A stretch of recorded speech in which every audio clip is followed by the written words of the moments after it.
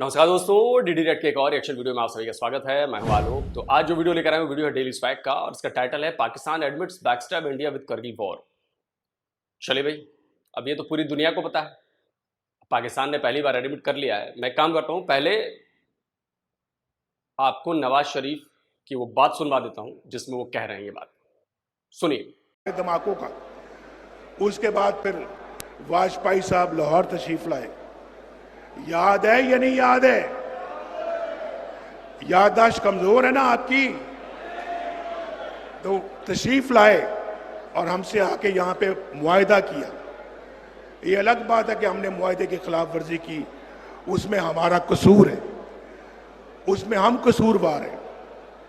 लेकिन अब अल्लाह के फजलो करम से शहबाज शरीफ साहब दोबारा इस मनसब पे फायज हुए हैं। सुन लिया? तो एक न दिन ये भी मानेंगे कि F-16 गिरा था, पाकिस्तानी मानेंगे। खैर, चलिए देखते हैं कि पाकिस्तान के लोग क्या कह रहे हैं। सर, बात करने का पर्पस आपसे ये है कि मैं थोड़ा सा आपको पीछे की तरफ लेके जाना चाहूँगा तारीख के अंदर। 1998 में जब हम एटॉमिक पावर बन गए थे, एटमी पावर पाकिस्तान बन गया था, तो इंडिया तो पहले ही बन गया था हमसे। तो इंडिया के जो प्राइम मिनिस्टर थे उस टाइम के, वाजपेयी साहब पाकिस्तान आए, लाहौर के अंदर मुआहदा हुआ था कि दोनों मुल्क अब एटमी पावर है, एक दूसरे पर हमला झगड़ा नहीं करेंगी। तो आज नवाज शरीफ साहब का बयान आया है, उन्होंने कहा है कि भाई जो मुआहदा हमने किया था पीस का, वो हमने ही तोड़ा कारगिल के अंदर। तो क्या कहना चाहेंगे? तो हम तो कहते हैं कि हमारे लोग तो कहते हैं कारगिल तो इंडिया ने शुरू किया था, या हमारे प्राइम मिनिस्टर झूठ बोल रहे हैं, या फिर जो हमें तारीख पढ़ाई गई ये वो गलत है। नहीं, कारगिल तो इंडिया ने शुरू किया था और इंडिया फंस भी गया था। अच्छा, इंडिया तो फंस गया था, उसकी फौज भी बड़ी फंस गई थी, लेकिन बाद में हमारे पाकिस्तान की तरफ से कोई गड़बड़ हुई थी जिसकी वजह से वो बच गए। अब बच गए? अबे बच तुम लोग गए, और मैं तो पूरे पाकिस्तानियों को चैलेंज करता हूं, कोई मेरी बात को झूठा साबित करके दिखा दे। सबसे पहले आपके इस प्रोपेगेंडा का पर्दाफाश करता हूं कि जंग जो है वो भारत ने शुरू की थी, करगिल की जंग। अब मैं आपको आपके फॉर्मर एयरफोर्स के चीफ असगर खान की बात सुनवाता हूं कि करगिल की वॉर किसने शुरू की थी। सुनिए। तो जंग हमने शुरू की थी 65। आपसे ये बातें क्यों मतलब छुपाई रखी गई, या क्यों आपको इसमें शामिल मैंने किया गया? आप तो बहुत बड़े 5-6 दफ़ा बोला हूँ, हमने हर जंग हमने शुरू की। 71 की वो क्या, उसकी क्या अवामिल थे वो भी ज़रा बता दें। हमने पहल की, मारना शुरू किया उनको, उनने पाकिस्तान को तोड़ा जी। तो आया बाद में, जब बंगालियों ने उन्हें बुलाया कि हमें बचाओ, मार रहे थे उनको, और वो आए तो वो हमने शुरू की जी। इंडिया ने पहल नहीं की। और करगिल में हमने शुरू की। कारगिल में भी हम जिम्मेदार हाँ थे। बिल्कुल, ये मुशर्रफ साहब ने। क्यों ऐसा हम क्यों करते हैं? ऐसा करके हमें क्या मिलता है? बाद में तो हम पशेमान होते हैं, बाद में निदामत हमें ही होती है। लोग रिएक्ट नहीं करते, लोग सुनना नहीं पसंद करते। जो अखबार लिखेगा ये, क्योंकि मुझे तो वैसे भी गालियाँ देंगे, अखबार को भी कहेंगे ये देखो जी हिंदुस्तान की कर रहा है। मैं हिंदुस्तान की हिमायत नहीं कर रहा, हकीकत पर बयान कर रहा हूँ। ये जो कहा जाता है कि अगर हम एटम बम धमाका ना करते हैं तो इंडिया जो है वो जाहिरियत करता और इंडिया आ जाता। मैंने अर्ज किया ना, ये बिल्कुल गलत है। 60-65 बरस में उनने कोई हमला नहीं किया हम पे, हमने किया पहल। समझ में आ गई बात? हर वॉर आपने शुरू की है, करगिल हो, 48 हो, 71 हो, 65 हो, हर जंग आपने शुरू की है। तो जिन पाकिस्तानियों को भी ये लगता है कि हर जंग इंडिया ने शुरू की है, तो डूब मर जाओ। अब तुमसे क्या कहूं मैं, इतने बड़े झूठ चूरन को मानते हो तुम। ये पहला इनका पर्दाफाश हो गया। दूसरा, आपने कहा कि इंडिया फंस गया था। इंडिया फंस गया था? फंस आप गए थे, फंस आप गए थे। और ये बेहतर न नवाज शरीफ से बेहतर कोई जान सकता है, ना आपके परवेज मुशर्रफ से बेहतर कोई जान सकता है। आप लोगों को तो चूरन दे दिया गया है, दे दिया गया है। आपके एक फॉर्मर आर्मी के ऑफिसर हैं, उन्होंने किताब भी लिखी है और उन्होंने कहा था कि पाकिस्तानी फौज की जीत तब तक थी जब तक दुश्मन की फौज से उनका सामना नहीं हुआ था। सुनिए। मुशर्रफ साहब बार बार कहते हैं कि ये फौजी कामयाबी थी जिसे सफारती और सियासी मुहाज पर नाकामी में बदल दिया गया। ये कामयाबी उस वक्त तक थी जब तक आपका दुश्मन की फौज से सामना नहीं हुआ था। ये कामयाबी उस वक्त तक थी जब तक आपका दुश्मन की फौज से सामना नहीं हुआ था। समझ में आई बात? तो पजामे में रहिए, सलवार से बाहर मत निकलिए। समझ गए? और जिन जिन पाकिस्तानियों को ये लगता है ना, मेरी ये बात वो ध्यान से सुन लें, औकात नहीं है आपकी और ना आपकी फौज की, क्योंकि 93,000 पैंटें आज भी रखी हुई हैं हमारे यहाँ, 93,000 पतलूने, उसको मत भूलिएगा कभी। नवाज शरीफ साहब ने जाकर अमेरिका जाकर तो पीस साइन किया था ना, इस वजह से इसके बारे नहीं मुझे पता। जी। बड़ा ये इतना मुझे पता है कि ये जो कारगिल का मसला हुआ था ना, उसमें इंडिया फंस गया था। तो सर फिर नवाज शरीफ साहब ने ये क्यों कहा कि भाई गलती हमारे तरफ से हुई है, यहाँ से शुरुआत हमने की है तब कारगिल हुआ? तो नवाज शरीफ साहब तो उस टाइम प्राइम मिनिस्टर थे, तो उन्होंने को तो ये बात नहीं करनी चाहिए थी, क्या उनसे ज्यादा हमें पता है? इसके बारे में मैं ज़्यादा नहीं जानता, जी। क्योंकि मैंने पहले आपको बताया खबरों के मुताबिक मैं इतना नहीं जानता। सही। लेकिन ये है कि हमारा जब पाकिस्तान आठवीं ताकत बना है ना, तो उसके बाद इंडिया की बस हो गई थी। अच्छा हाँ, तो ये कारगिल की जंग में हम जीत गए थे, अच्छा, पता नहीं किस वजह से आके जो है ना वो पाकिस्तान को पीछे हटना पड़ा। ठीक हो गया सर, वो उस बारे में मैं बात ही कर रहा, जीता कौन हारा कौन। तो नवाज शरीफ साहब ने जो बयान दिया इसकी नहीं समझ आ रही। एक मुल्क का प्राइम मिनिस्टर बता रहा है कि भाई गलती हमसे हुई है, और हमें ये बताया गया कि भाई जंग शुरुआत इंडिया ने की थी। कोई एक पाकिस्तानी, 25 करोड़ पाकिस्तानियों, तुम्हें एक इंडियन का चैलेंज है, साबित कर दो, करगिल जंग तो छोड़ो, चारों में से कोई एक जंग जीते हो, साबित कर दो, जो कहोगे वो कर दूंगा, जो कहोगे वो कर दूंगा, जो कहोगे वो आके कैमरे में बोल दूंगा। बोलो, चैलेंज एक्सेप्ट करते हो? चारों जंगों पर मैंने वीडियोस बनाई हैं, और उन चारों जंगों में जो सबूत दिए हैं वो या तो पाकिस्तानी है या इंटरनेशनल है। और कोई माई का लाल पाकिस्तान में अगर हो जिसने अपनी मां का दूध पिया हो, वो मेरे उन चारों वीडियोस को काउंटर करके दिखा दे सही फैक्ट के साथ कि मैंने जो फैक्ट दिए हैं वो गलत दिए हैं, सही फैक्ट ये है। ठीक है पाकिस्तानियों? तो इसके अंदर दो तनाजना है ना, कि समझ नहीं आ रही क्या बात है। नहीं, इसके बारे में मुझे नहीं पता ना। तो क्या समझते हैं कि क्या रिलेशन बेहतर करने के बारे में सोच रहे हैं नवाज शरीफ, अपनी गलतियां मानकर? आज दुनिया को तो ये पता कि भाई जंग इंडिया ने शुरू की थी, पैसा पाकिस्तानी, हमें ये पता है कि जंग दुनिया को नहीं पता है मुजम्मिल भाई, सिर्फ पाकिस्तानी कहते हैं, दुनिया को पता है किसने शुरू की है, ये मत बोलिए। इंडिया ने शुरू की थी। इंडिया के साथ तो कभी भी हमारे तल्लुकात ठीक हो नहीं सकते, जितना क्यों? मर्जी। जारी बात है, हमारी जंग इंडिया के साथ है। अच्छा, सारी ये बात चीज की भाई, पाकिस्तान जब बना है, इंडिया और पाकिस्तान अलग अलग हुए हैं, तो ये देखे ना, 65 की जंग, 71 की जंग, फिर कारगिल की जंग, जंग तो हमारी इंडिया के साथ ही है ना। सही बात। तो ये कैसे हो सकता है कि पाकिस्तान के साथ तल्लुक, इंडिया के साथ तल्लुक बेहतर बनाना चाहिए? तो बेहतर पता कर नहीं नहीं कैसे- सकते? बड़ी बड़े मुल्कों की जंगें हुई आपस में, देखे जर्मनी कितने टाइम में जंग में रहा, सुलह हो गई, आज वो डेवलप इकोनॉमी बन गई। अमेरिका ने जापान के अंदर, नागासाकी के अंदर बम गिराया, आज वो भी डेवलप इकोनॉमी बन गई है। आज उनकी तो सुलह हो गई ना सबकी, तो वो आपस में तरक्की कर सकते हैं, मिल बैठ कर सुलह कर सकते हैं, हम बैठ के बात क्यों नहीं कर सकते? ये तो आपको भी पता है कि पाकिस्तान के जो हुक्मरान ऐसा चाहते ही नहीं है, ना कोई गरीब का भला चाहते हैं और ना ही चाहते हैं।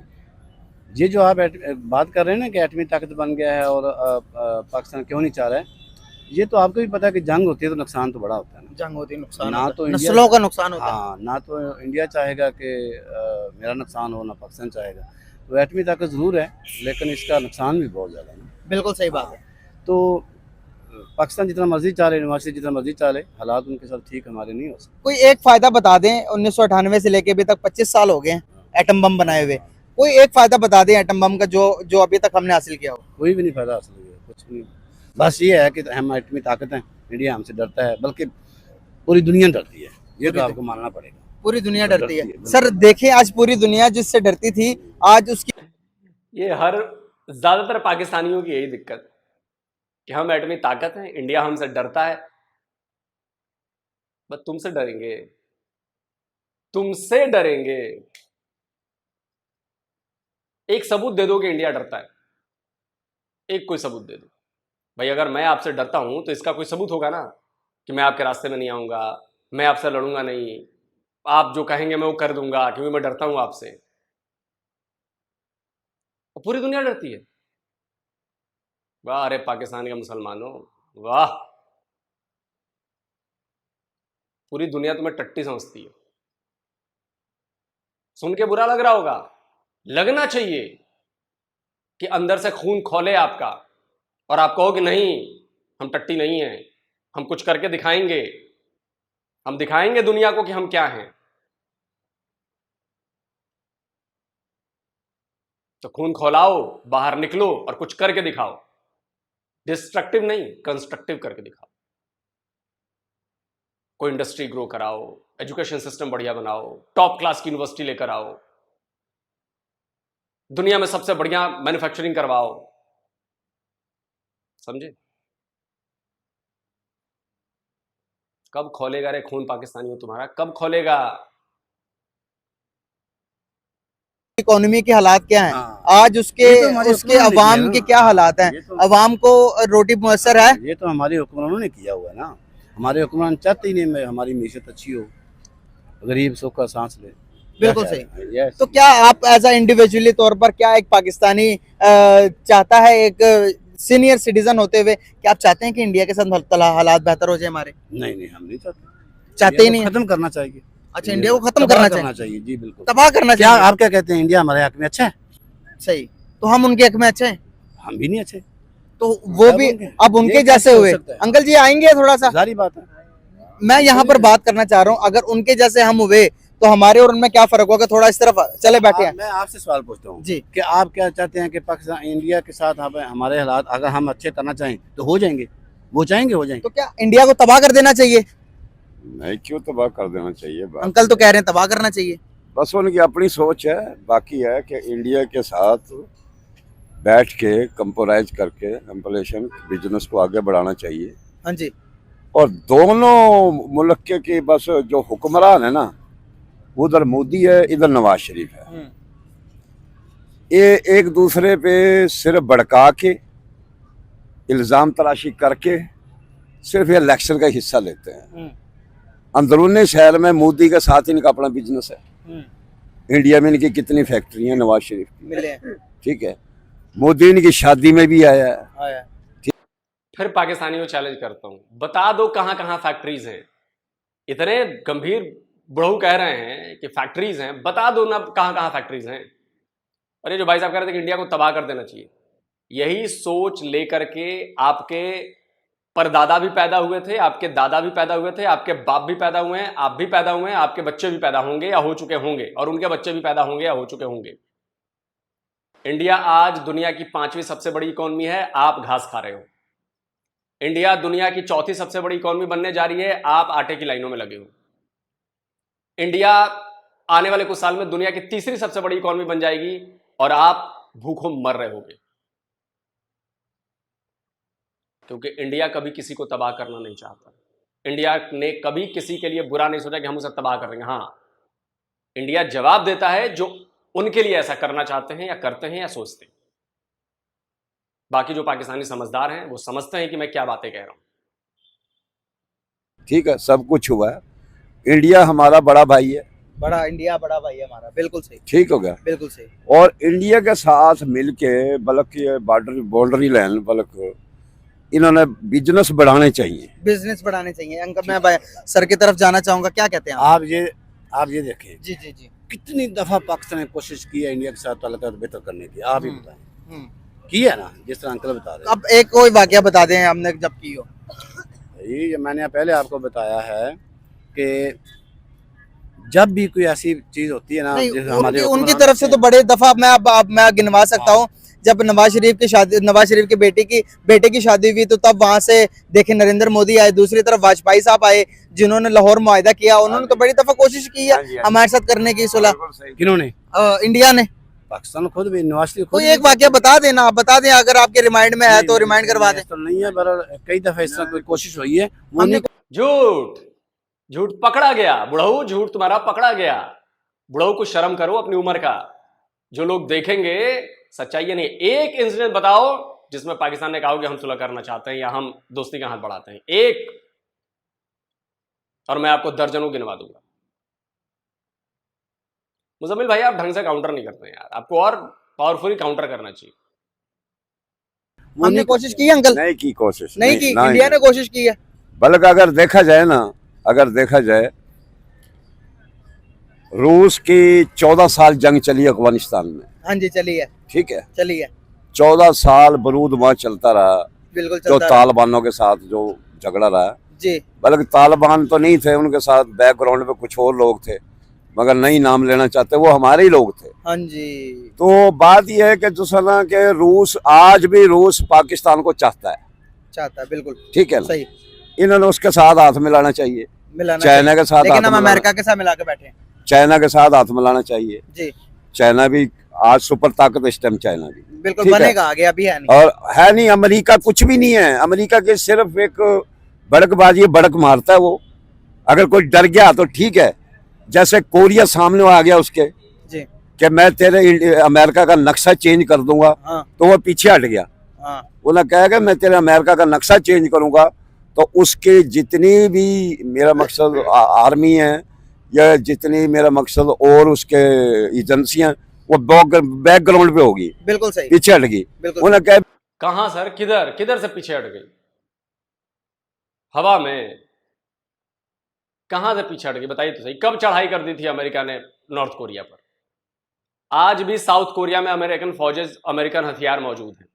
जापान में आज भी अमेरिकन फौजें और मौजूद है हथियार। क्या बात करते हैं सर आप? थोड़ी स्टडी करो सर, स्टडी करो। खैर, हर पाकिस्तानी के साथ ही दिक्कत।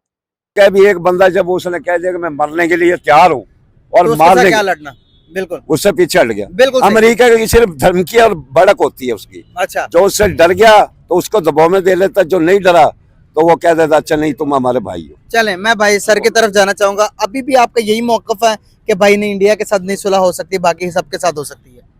नहीं, सुलह हो सकती है, लेकिन ट्रेडिंग हो ना सकती है। वो चाहेगा ना पाकिस्तान चाहेगा। सर हम तो बड़ा बड़ा मुजाहरा करें ना, हम कहते हैं हम सबसे अफजल हैं, मुसलमान कौम है हम, तो हम में तो बर्दाश्त भी सबसे ज्यादा होनी चाहिए, हम में तो सुलह करने की, आगे हाथ बढ़ाने की पावर भी सबसे ज्यादा होनी चाहिए। तो क्या समझते हैं जब भी जंग का मसला हुआ है या इस तरह का इंडिया के साथ कोई कशीदगी बढ़ी है ना, पाकिस्तान ने कोशिश की है कि हम पहल ना करें, ये तो आपको पता होना चाहिए। लेकिन इंडिया फिर भी चाहता है वो। अभी मैं फिर कहता हूं, कोई पाकिस्तानी ये साबित कर दे कि हर जंग इंडिया ने पहल की है। मैंने सबूत दे दिया। आपके फॉर्मर एयर चीफ की बात मैंने सुनवा दी। अब आपका फॉर्मर एयर चीफ झूठ तो नहीं बोलेगा ना? आपकी एयरफोर्स का चीफ रहा है भाई, या इस आदमी पर विश्वास करूंगा? मैं तो आपके फॉर्मर एयर चीफ पर विश्वास करूंगा ना भाई, जो उन्होंने अपने देश के बारे में बोला कि सारी जंगें हमने शुरू की। अभी जिस तरह 2001 में हालात ख़राब हुए थे, 2001 में हालात ख़राब हुए थे, उस वक्त फौज बॉर्डर पे 1 साल रही थी। बिल्कुल सही, ऐसे ही है, बिल्कुल लेकिन पाकिस्तान ने पहल नहीं की थी। उन्होंने कहा था कि हमने पहल नहीं करनी। जब भी कोई इस तरह का मसला हो, पाकिस्तान पहल नहीं करता। बिल्कुल सही। वो मैं सर की तरफ करते हैं, जाऊंगा। वो ही करते हैं। सर क्या कहना चाहेंगे इनकी बात से, आप एग्री कर? मुजम्मिल भाई, थोड़ा सा मैं आपको यहां पे कहना चाहूंगा कि आपको इस बात का काउंटर करना चाहिए था। इसके तो सबूत हैं। आपके फॉर्मर एयरफोर्स के चीफ कह चुके हैं, आपके एक आर्मी के बड़े ऑफिसर कह चुके हैं। और नहीं विश्वास आ रहा, आपके न्यूक्लियर फिजिसिस्ट हैं परवेज हुदबॉय, उनकी बात सुनवा देता हूं। हर जंग आपने शुरू की, सुनिए। और हमारी सुई अटकी हुई है कश्मीर पे। कश्मीर बनेगा पाकिस्तान, उसके ऊपर हमने 3 जंगें लड़ी हैं। तीनों जंगें पाकिस्तान ने शुरू की थी, और इसमें तो कोई शक ही नहीं। सन 47 की, सन 65 की, सन 99 की, कोई इससे इख्तलाफ भी नहीं कर सकता कि हमने ये दानिशतन शुरू की थी। तो अगर कोई आपके सामने ये बातें बोल रहा है, आपको ये सारी नॉलेज है, आपको ये सारी बातें पता हैं, अगर आप काउंटर नहीं करेंगे तो फिर कैसे काम चलेगा? लोगों तक सच्चाई कैसे पहुंचेगी? और ये आप तो कोई बोल नहीं रहे हो। आपकी आर्मी के बंदे ने बोला है, आपके एयरफोर्स के बंदे ने बोला है, आपके न्यूक्लियर साइंटिस्ट बोल रहे हैं। इसमें आपका तो कुछ नहीं बिगड़ेगा। तब अफसोस हो रहा है। करते हैं, आज हमारे नवाज शरीफ साहब जो हमारे एक्स प्राइम मिनिस्टर हैं, उन्होंने ये बयान दिया है कि भाई जब पाकिस्तान और इंडिया दोनों एटॉमिक पावर बने 1998 में, जब हम एटॉमिक ताकत बने, एटमी ताकत, तो वहां पर वाजपेयी साहब पाकिस्तान आके उन्होंने पीस मुआहिदा साइन किया था कि भाई के आज के बाद 2 मुल्क सुपर पावर है, दोनों में से जंग की पहल नहीं करेंगे। तो आज नवाज शरीफ साहब ने कहा कि गलती हमसे हुई है, कारगिल हमारी तरफ से हुआ है। तो क्या कहेंगे कि एक मुल्क के प्राइम मिनिस्टर को ज्यादा पता है या एज आम आवाम हमें ज्यादा पता है? बात पता क्या है, नवाज शरीफ ने नुकसान नवाज शरीफ ने ही किया है, अच्छा, ठीक है। नवाज शरीफ भी कौन इस मुल्क का एडा खैर खा रहा है। नवाज शरीफ कहता मुझे तो पता ही नहीं था जंग होने लगी है। क्यों नहीं पता था भाई? उसे कहता मुझे बताया नहीं है। नहीं, क्या नींद की गोलियां खा के सोया पड़ा था? मेरा मकसद है कि आपके घर में कोई बंदा आ रहा है और आपको पता ही नहीं है, ऐसी बात नहीं है। मगर इसने इसका अपना जो है ना, ये अमेरिका के कहने पे इसने जो आर्मी का नुकसान कराया, ये अमेरिका के कहने पे कराया था। अच्छा, हाँ, अमेरिका के कहने पे नुकसान कराया था आर्मी का भी। वहाँ पे जो कारगिल की पहाड़ी का मसला जो चला था, सबसे पहले कि नवाज शरीफ मुल्क का खैर खा कोई नहीं है इतना खास। अच्छा, अपने मतलब तक है वो, बिल्कुल सही, ठीक है, बिल्कुल सही। उसने कभी भी जब भी आया, हाँ, एक पाकिस्तान के 2-3 वजीर आजम ऐसे हैं जो मुल्क के खैर खा थे। कौन कौन से? जुल्फकार भुट्टो, जो जिसने आज सुपर ताकत बना गया, कहता है जी अब सब नारा मार देते हैं, हमारे पे एटम बम आ गया। डॉक्टर कदीर को वो लेके आया, एटमी प्लांट वो लेके आया, सब कुछ उसने इख्तियार बनाया, उसको लटका दिया। फिर पहला वजीर आजम नवाब लियाकत अली खान था, उसको लटका दिया गया, ठीक हो गया। अब उसके बाद में अगर वजीर आजम की अगर कोई अच्छी खैर खा था मुल्क का, तो वह इमरान खान था, ठीक है।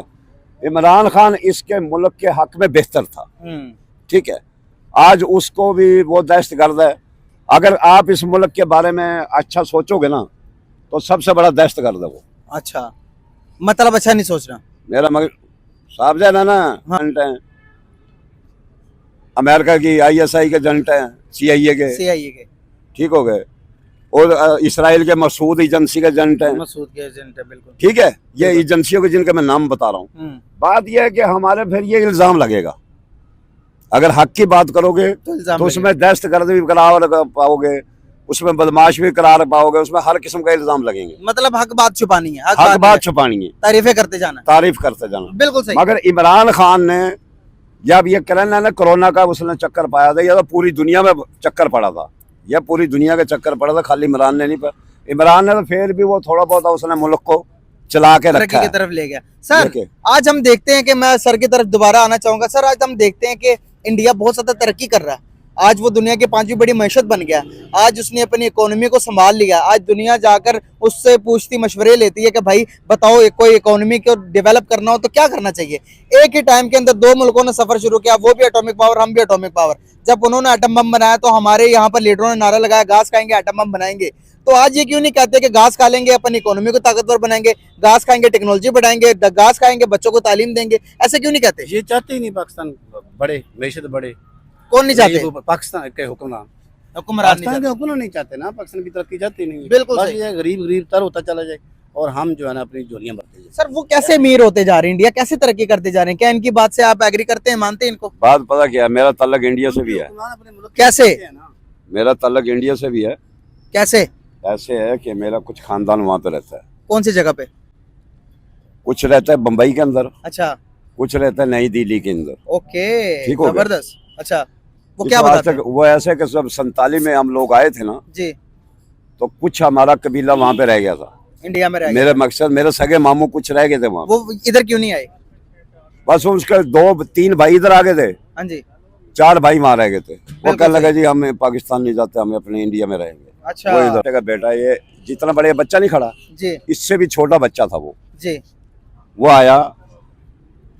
हम एक फौतगी में इकट्ठे हुए, मैं उससे कहने लगा, महा कि यार आप, एक हमारा रिश्तेदार था, उसकी LLB तालीम थी, मसलन उस वकील था, बिल्कुल लॉयर था, बिल्कुल। मैं उससे कहने लगा, महा यार आप वकील हैं जी, आप सब कुछ कानून को सारा समझते हैं, सारा कुछ आपने पढ़ा है जी, महा यार मैं आपके मुकाबले में बच्चे को बैठाता हूँ। ओके, अंदाजा करो वो बच्चा बोला एक सांस के अंदर वो इतने की इंग्लिश बोल गया कि उसकी समझ में ही नहीं आई। ठीक है, मतलब वो इतने पढ़े लिखे हैं, वो उन वहाँ के बच्चे, अच्छा, वहाँ के बच्चे, ईस्टर्न इंडिया के बच्चे, खाली बच्चे, बड़े को तो छोड़ो, हाँ, वहाँ बच्चे इंग्लिश से सवा बात नहीं करते। ओके, और हमारे पता क्या करते, तेरी माँ दी, तेरी भैन दी, तेरे प्यो दी, तेरी। मेरा मकसद बिल्कुल बिल्कुल, जहाँ पे बड़े से लाके छोटे तक बदतमीज लोग हैं, मतलब तालीम इज द फर्स्ट प्रायोरिटी होनी चाहिए। वहाँ पे सहूर है बोलने का, हाँ, वो उनके अंदाज है। फिर उसके बाद ये है कि वो अपने मुल्क को, वो बेशक गैर मुस्लिम है, हाँ, वो अपने मुल्क को तरजीहत देते हैं, दिल और जान से मोहब्बत करते हैं, मोहब्बत करते हैं। हाँ वो जी। भावे मुसलमान है या गैर मुस्लिम गैर है। मुस्लिम है, मुसलमान भी नहीं चाहते कि वो कहते हैं कि हमारे मुल्क का कोई उंगली उठाए। कोई भी नहीं उंगली उठाए, ठीक है ना? बिल्कुल सही बात की आपने। आज वो आप जितना भी टेक्नोलॉजी चला रहे हैं, हाँ जी, मसलन कंप्यूटर जितने भी आ गए, आप मोबाइल लगा ले, बड़ी बड़ी संतें इंडिया के अंदर लगी हुई हैं। बिल्कुल आईटी लगी हुई है, आईटी में ऐसे ही हमारी पूरी जीडीपी से ज्यादा उनकी आईटी एक्सपोर्ट है। ऐसे ही है ना, बिल्कुल ऐसे ही है। वो डालो। अरे जीडीपी से याद आया यार, नई बात आ गई है। हमारी जो एक इंश्योरेंस की कंपनी कह लीजिए, ऑर्गेनाइजेशन है LIC, life insurance corporation, LIC, उसके एसेट्स पता है कितने हो गए हैं? पाकिस्तान की जीडीपी से डबल। अभी तो टाटा ही आगे निकला था, LIC के जो एसेट्स हैं वो पाकिस्तान की जीडीपी से डबल हो गए हैं साहब। 600 बिलियन 700 बिलियन डॉलर से ऊपर हो गए हैं, 700-800 बिलियन डॉलर से डबल हो गए हैं। स्क्रीनशॉट लगा दिया है, देख लीजिए डबल हो चुके हैं। और आप करोगे भारत का मुकाबला, भारत को तबाह करोगे, तुम्हारे आने वाली 72 पीढ़ियां नहीं कर पाएंगे भारत को तबाह। अपने आप तबाह हो रहे हो, हमें आपको तबाह करने के लिए कुछ करने की जरूरत नहीं। आपके यहाँ के लोग ही आपको तबाह कर रहे हैं और हो रहे हैं। डॉलरों में पैसे इकट्ठे कर रहे हैं। और हमारे मुल्क के जो ये बड़े जो बैठे हैं, माशाल्लाह, अब क्या कहूँ, बड़े हाजी नमाजी हैं, बड़े तजती हैं, सुबह उठ के ना जाना के 4 बजे तज्जद पढ़ते हैं। ये लोग अपने मुल्क को डुबो रहे हैं। अल्लाह माफ करे। ये अपने मुल्क को डुबो रहे हैं, वो अपने मुल्क को तरक्की पे जा रहे हैं। स्विट्जरलैंड में देख ले आप, उनके हर मुल्क के अंदर उनकी शाखें बिछी हुई हैं। शाखें बिछी अपने अपने, उन्होंने हर एक कंपनी के सर शाखें बनाई हुई उन्होंने, शाखें बनाई हैं। हाँ जी। और यहाँ के हुक्मरान किसी मुल्क में जाते वो कहता है भीख मांगने आ गया भाई। अल्लाह माफ करे। इनको कहते हैं भिखारी। ये भिखारी आ गए भाई, कुछ डॉलर दे दो हमारे से तो यार। पाकिस्तान हमने इस मकसद के लिए बनाया था कि एंड पे आके मुल्कों से जाके पैसे मांगेंगे कि भाई पाकिस्तान चलाना है, जिससे हम कहते हैं कि भाई ये इस्लाम का गढ़ है, ये इस्लाम का किला है, तो इस्लाम के किले को ये रिप्रेजेंट कर रहे हैं दुनिया को कि भाई हम मांगने वाले कौन। तो भाई जान, इन्होंने आप ही किया ना, अपने बेटे की फैक्ट्री लगाई इंग्लैंड के अंदर, किसी ने साउथ अफ्रीका में लगाई, हाँ जी। किसी ने कुछ किया, किसी ने कुछ किया, सारा अपने। अब देखो जो स्विट्जरलैंड के अंदर आपने देखा होगा कि जो महल खरीदा था जरदारी ने जी, दुनिया के सबसे महंगा, वो महंगा तरीन ऐसा हुआ। बिल्कुल ऐसे ही है इस भाई को तो नहीं पता, हम आपको बता, मैं प्रूफ के साथ बात कर रहा हूँ जी। स्विट्जरलैंड के अंदर वो उसकी नीलामी हुई थी, हाँ, जो डॉलरों में बिका था। बिका, बिल्कुल बिका, बिका ना, बिका। किसे पूरी दुनिया के मुल्क ने, किसी ने जाके पंगा ले लिया, जरदारी ने वहां जाके डॉलर रख दिए। हाँ, सही बात, रखे रखे। तो मेरे भाई, इन्हें लोगों ने तो मुल्क का तबाही उतारी है। बाहर के लोग नहीं थे ना, लंका किसी बाहर के नहीं गलाई थी, घर के ही कराने वाले थे। बिल्कुल ठीक है ना सर। हाँ। आपके रिश्ते छोड़ो यार, बहुत ज्यादा बातचीत होगी, अब ज्ञान की बातें ज्यादा हो रही हैं। देखिए, कुल जमा बात यह है कि हर बार पाकिस्तान ने जंग की पहल की भारत के साथ, हर बार पाकिस्तान ने अटैक किया भारत के ऊपर, और इसके सबूत हैं, प्रॉपर सबूत हैं। उन सबूतों को काट नहीं सकते आप, ऐसे हैं, मैंने आपको दिखा दिए। इसके अलावा भी हजारों हैं सबूत मेरे पास। दूसरा कि उसने भारत के खिलाफ, हिंदुओं के खिलाफ नफरत भरी अपनी पीढ़ियों में। तीसरा, अपनी किताबों में नफरतें पढ़ाई, और वो ये समझने में नाकाम रहे कि जो नफरतें भर रहे हैं, ये जो नफरतें पढ़ा रहे हैं, इससे भारत का कोई नुकसान नहीं होने वाला। और इसका रिजल्ट आप देखिए, 76 ईयर्स में आप देखिए कि नतीजा क्या निकला। भारत का नतीजा क्या कहता है रिजल्ट, और पाकिस्तान का रिजल्ट क्या कहता है। पाकिस्तान दिन प्रतिदिन डूबता जा रहा है, तबाह होता जा रहा है, बर्बाद होता जा रहा है। पाकिस्तान में किसी चीज की ग्रोथ नहीं हो रही, इंडस्ट्रीज नहीं आ रही, फैक्ट्रीज नहीं आ रही, कोई सेक्टर ग्रो नहीं कर रहा, लोगों को सुविधाएं नहीं मिल रही, लोगों के लिए सहूलियतें नहीं मिल रही, भूख से परेशान है लोग वहां के। 70% लोग वैसे देखा जाए तो गरीबी में आ गए हैं, वैसे ऑन एन एवरेज 40% आपके यहाँ गरीबी है। जिस मुल्क के आधे लोग गरीब हों, वो उससे आप अंदाजा लगा सकते हैं कि उस मुल्क में हो क्या रहा है। और ये मैं नहीं कह रहा, बहुत जल्द आपका मुल्क टूट जाएगा अगर आवाम ऐसे ही नाखुश रही। आपको लग रहा होगा कि मैं कैसी बातें कर रहा हूं, लेकिन आपको अंदाजा नहीं है, जो समझने वाले हैं वो मेरी बात समझ गए कि मैं क्यों कह रहा हूं। मुल्क तभी टूटते हैं जब आवाम के पेट से रोटी गायब होने लगती है और उनको उनका हक नहीं दिया जाता। खैर, आपको नहीं मानना है मत मानिए, अलग बात। बाकी नवाज शरीफ ने कहा कि वो करगिल जंग उनकी शुरू, अब बिल्कुल बात सही है। एक उन्होंने कहा कि घर में कोई घुस जाए पता नहीं चले, ये नहीं, घर में घुसने आप घुसे थे हमारे यहाँ, और जनरल परवेज मुशर्रफ ने घुसाया था। और जनरल परवेज मुशर्रफ ने पीएम को नहीं बताया नवाज शरीफ को कि उसने अटैक कर दिया। ये है पूरी कहानी। लेकिन आप लोग पता नहीं कौन सा ज्ञान लेके बैठे हैं। खैर, वो तो चूरन आप लोग को मिला ही है, वो चूरन खाते रहिए, अपने आप को तबाह होता देखते रहिए, टांग पर टांग पसार के बैठे रहिए कि अरे कोई हमें ठीक कर दो, कोई आएगा ऊपर से, कोई नेता आएगा। अब जो नेता आया था इमरान खान जिसको तुम लोग कह रहे हो, उसके लिए तुम लोगों ने क्या किया अभी तक? जेल में सड़ रहा है और तुम लोग कुछ नहीं, हाँ ठीक है, गया तो गया, एक दिन लटका दिया जाएगा, अच्छा कोई बात नहीं। तो आप लोगों की तकदीर ऐसी है क्योंकि आप लोग कुछ करना नहीं चाहते। कमेंट करके बताइए। जल्दी मिलता हूं एक और नए वीडियो के साथ। नमस्कार, जय हिंद।